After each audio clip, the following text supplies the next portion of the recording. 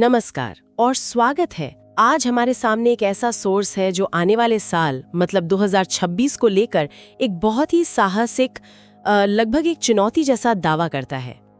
और इसका पूरा सार बस एक शब्द में है, लॉक इन। हाँ, और आज हमारी पड़ताल का मकसद सिर्फ इस शब्द का मतलब जानना नहीं है, बल्कि इसकी गहराइयों में उतरना है। बिल्कुल। ये समझना है कि ये लॉक इन करना उन नए साल के संकल्पों से अलग कैसे है जो हम सब बड़ी उम्मीद से बनाते हैं और जो अक्सर जनवरी के तीसरे हफ्ते तक कहीं खो जाते हैं। हाँ बिल्कुल वही। और देखिए, सोर्स की शुरुआत ही एक ऐसी बात से होती है जो शायद सुनने में थोड़ी चुभ सकती है। अच्छा। उसमें लिखा है कि हम हर साल सोचते हैं अगला साल मेरा होगा, लेकिन सच्चाई ये है कि 2024 भी हमारा नहीं था, 2025 भी नहीं, और 2026 भी तब तक हमारा नहीं होगा जब तक हम उसे अपना होने पे मजबूर न कर दें।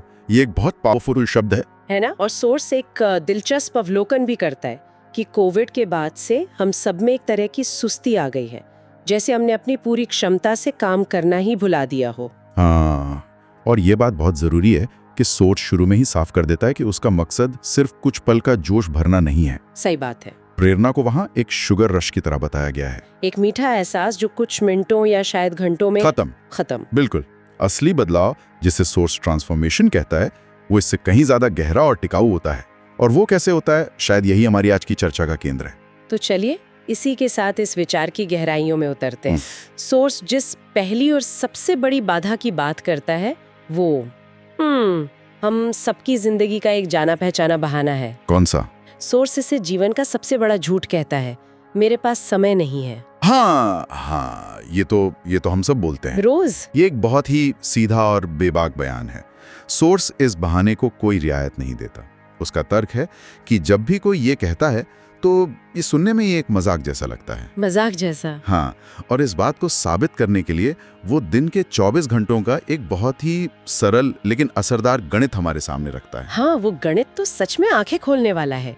सोचिए, दिन के 24 घंटे। ठीक है। सोर्स कहता है इसमें से 8 घंटे आप नींद के लिए निकाल दीजिए, जो शरीर के लिए जरूरी है। हाँ, फिर 8 घंटे काम, कॉलेज या जो भी आपका मुख्य पेशा है उसके लिए। ठीक है, 16 घंटे गए। और चलिए 2 घंटे और निकाल देते हैं रोजमर्रा के कामों के लिए, खाना पीना, तैयार होना, आना जाना, मतलब कुल 18 घंटे। हाँ, तो अब भी दिन में पूरे 6 घंटे बचते हैं। 6 घंटे। और यहीं पर सोर्स वो सवाल पूछता है जो शायद हम सबको थोड़ा असहज कर दे, कि वो 6 घंटे कहाँ हैं?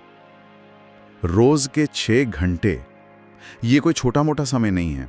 ये हफ्ते के 42 घंटे हैं, साल के 2000 से ज्यादा घंटे। बाप रे। सोर्स का इशारा साफ है, ये समय हमारी उंगलियों के नीचे हमारे फोन की स्क्रीन पर बह रहा है। सही कहा। घंटों तक अंतहीन रील स्क्रॉल करने में, ऐसी चीजों को देखने में जिनमें कोई मानसिक मेहनत नहीं लगती। बिल्कुल। लेकिन एक मिनट, ये बात मुझे थोड़ा और सोचने पर मजबूर करती है। मतलब कागज पर तो ये 6 घंटे का गणित बहुत अच्छा लगता है, पर क्या असल जिंदगी में ये इतना आसान है? जहाँ काम का तनाव है, परिवार की जिम्मेदारियां हैं, अचानक कोई काम आ जाता है। क्या ये हिसाब थोड़ा ज्यादा आदर्शवादी नहीं है? ये एक बहुत ही वाजिब सवाल है। और सोर्स का मतलब ये नहीं है कि आपको हर दिन बिना चूके पूरे 360 मिनट मिलेंगे। जिंदगी अप्रत्याशित है। बिल्कुल। उसका असल मुद्दा मानसिकता का है। ये हमें ये दिखाने के लिए है कि औसतन हमारे पास जितना हम सोचते हैं उससे कहीं ज्यादा समय उपलब्ध है। अच्छा, मुद्दा ये नहीं कि आप हर मिनट का हिसाब रखें, मुद्दा ये है कि आप ये मानना बंद कर दें कि आपके पास समय है ही नहीं। मैं समझ गई। तो ये एक तरह से जागरूकता लाने के लिए है, ताकि हम ये ना कह सके कि हमारे हाथ खाली हैं। बिल्कुल। और सच कहूँ तो मैं खुद इसका दोषी हूँ। कल रात ही मैं न जाने कैसे जानवरों की मजेदार वीडियो देखते देखते 1 घंटा कहाँ गवा बैठी, पता ही नहीं चला। होता है, सबके साथ होता है। और सबसे तकलीफदेह बात यही है, जैसा सोर्स कहता है, कि दिन भर ये करने के बाद रात को बिस्तर पर लेटकर वही इंसान सोचता है, यार मेरे पास तो समय ही नहीं है। ये तो एक चक्रव्यूह जैसा है। हाँ, और सोर्स इसी चक्रव्यूह को तोड़ने की बात करता है। वो याद दिलाता है कि हम इतिहास के सबसे बेहतरीन दौर में जी रहे हैं, जहाँ कोई भी स्किल सीखना लगभग मुफ्त है। सही बात है। आपको बिजनेस शुरू करना है, इंटरनेट पर कोर्स हैं, ट्यूटोरियल हैं। आपको फिट होना है, अनगिनत workout plans, diet charts, online communities मौजूद हैं। जानकारी की कोई कमी नहीं है। कमी है उस बचे हुए समय के सही इस्तेमाल की इच्छा शक्ति की। बिल्कुल। ठीक है, तो सोर्स ने ये तो साबित कर दिया कि समय है, लेकिन सिर्फ समय होने से तो काम नहीं होता।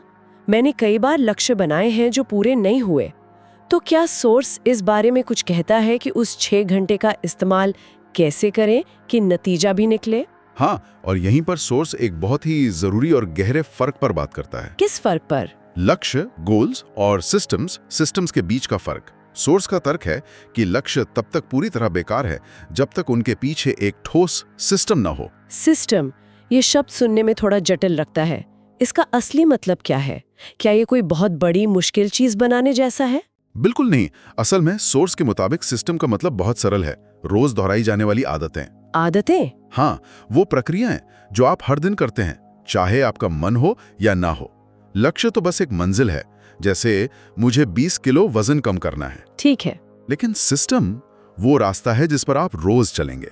जैसे मैं रोज शाम को 30 मिनट वॉक करूंगा, या मैं हर रविवार को अगले हफ्ते के लिए सलाद की तैयारी करके रखूंगा। मुझे ये मील प्रेप वाला उदाहरण बहुत दमदार लगा, क्योंकि ये दिखाता है कि सिस्टम कितना छोटा और सरल हो सकता है। हाँ, ये कोई बहुत बड़ी डरावनी चीज नहीं है। हाँ। तो पढ़ाई का एक तय शेड्यूल बनाना एक सिस्टम है। रोज सुबह उठकर 15 मिनट लिखने की आदत डालना एक सिस्टम है। आपने बिल्कुल सही पकड़ा। और यहाँ पर सोर्स सबसे निर्णायक बात कहता है। वो क्या? असली फर्क तब पैदा होता है जब आप इन कामों को तब भी करते हैं जब आपका मन नहीं होता, जब आप थके होते हैं, जब प्रेरणा शून्य होती है।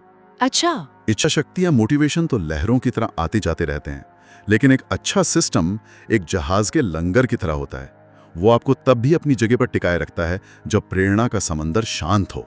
वाह, ये बहुत गहरी बात है। यही वो चीज है जो असल में कुछ हासिल करने वालों को सिर्फ हासिल करने के बारे में बात करने वालों से अलग करती है। यहाँ पर सोर्स एक ऐसा विचार सामने रखता है जिसे सुनकर मुझे पहले थोड़ा अजीब लगा। वो कहता है असल में सफलता बोरिंग होती है।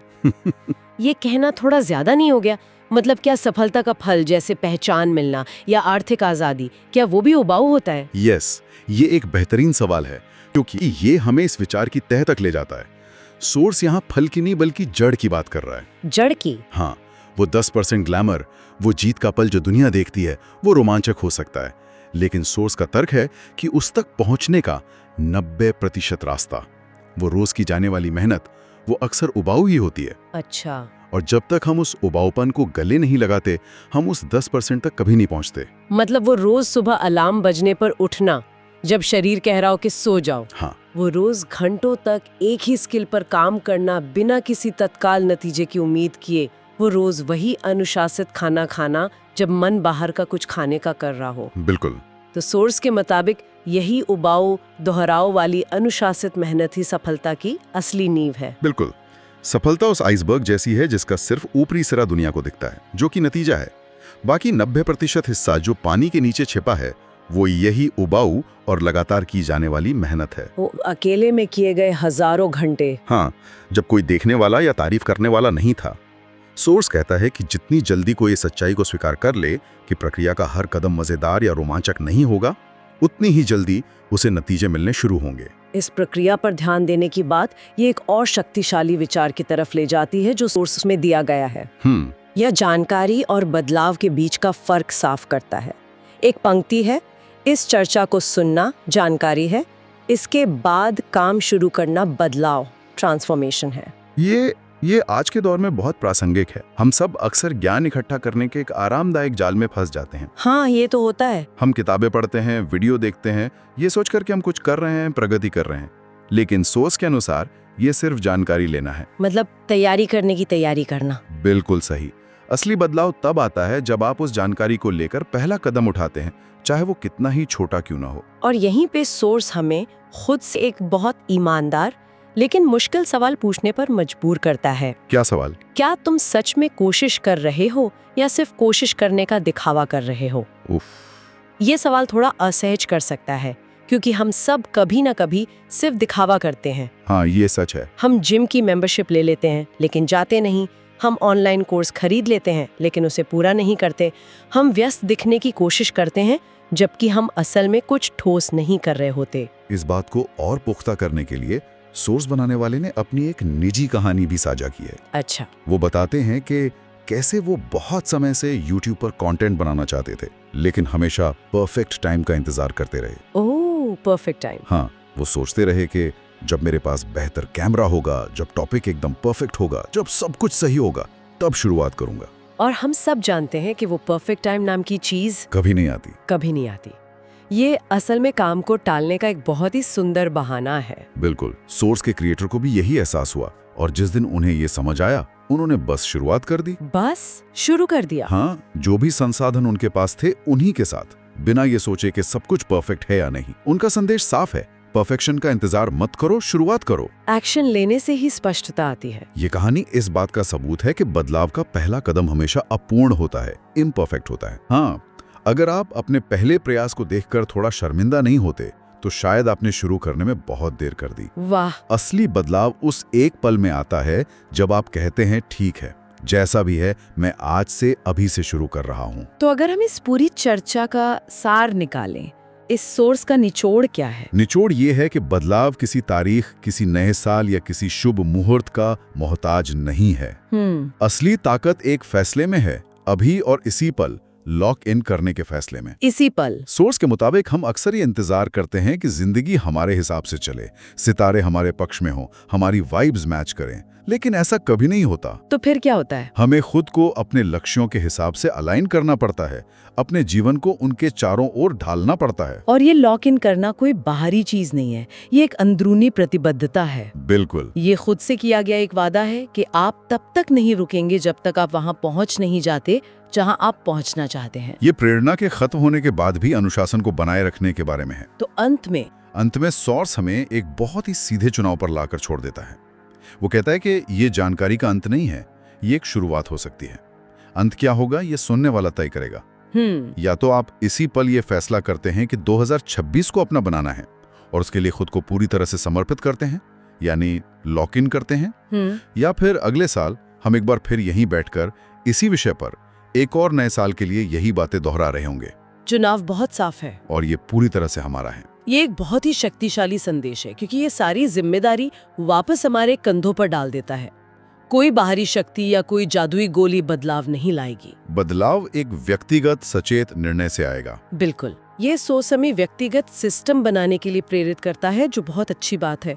लेकिन यहाँ मेरे मन में एक विचार आ रहा है जिस पर हमारे श्रोता भी सोच सकते हैं। जरूर। तब क्या होता है जब हमारे बनाए व्यक्तिगत सिस्टम, जैसे रोज जिम जाना या कोई नई स्किल सीखना, हमारे आसपास की दुनिया के बड़े सिस्टम से टकराते हैं? जैसे हमारी नौकरी की मांग, परिवार की अचानक आई कोई जिम्मेदारी या सामाजिक दबाव।